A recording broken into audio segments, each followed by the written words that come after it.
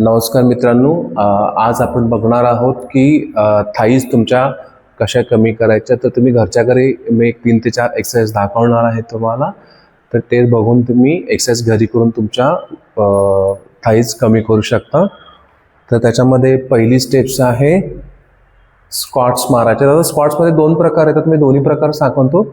आणि अंतर कसं घ्यायचं बघा, हे डिस्टन्स काउंटिंग 1 2 3 4. आता हे स्क्वॉटची तुमची पोझिशन झाली. आता इथं काय करायचं, हे गुडघ्यातून खाली बेंड व्हायचं असं स्ट्रेट आणि सीट थोडीशी पाठीमागे ढकलायची. 1 2 3 4. आता हा सेट तुम्हाला किती करायचे आहेत, मिनिमम 50 ते 3 करायचे आहेत. जर तुमची सुरुवात असेल तर तुम्ही 20 चे 3 राऊंड सेट करू शकता. आता इकडे बाजूला दाखवतो तुम्हाला.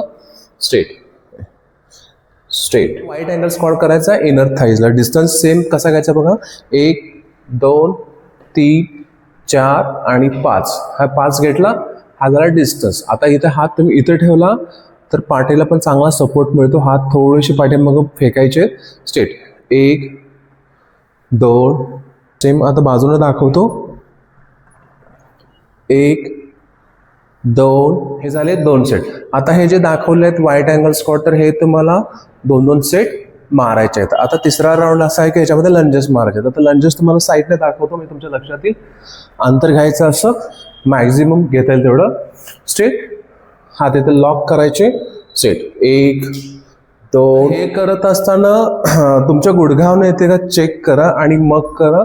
जर गुडघ्यावर येते असं वाटलं तुम्हाला तर मी तुम्हाला एक सोपी पद्धत दाखवतो. हात जे आहेत हे इथं असे पकडायचे स्ट्रेट सपोर्टसाठी. स्ट्रेट आणि स्ट्रेट डाऊन मारा. आता हे मारत असताना ना हे तुमच्या गुडघ्यांवरती येत नाही प्रेशर हाताच्या सपोर्टमुळे. तर अशा पद्धतीने तुम्ही मारू शकता. तिसरा जो सेट आहे, हे हात इथे घ्यायचे. इथे तुम्ही लॉक पण करू शकता किंवा असंही करू शकता. स्ट्रेट थोडंसं 6 इंचाचं अंतर घ्यायचं आहे. स्ट्रेट आता इथं पूर्ण खाली बसायचं आणि वर उठायचं. तुम्ही किंवा हात इथं पण घेऊ शकता. Straight tap up tap. ज्यामध्ये तुम्हाला डिस्टन्स घेऊन पण तुम्ही करू शकता. आता कसा डिस्टन्स, 1 2 बस 2 स्टेप्स घ्यायच्या आहेत. हात पुढे. Set 1 up 2. बाजूला बघून घ्या. 1 2 3.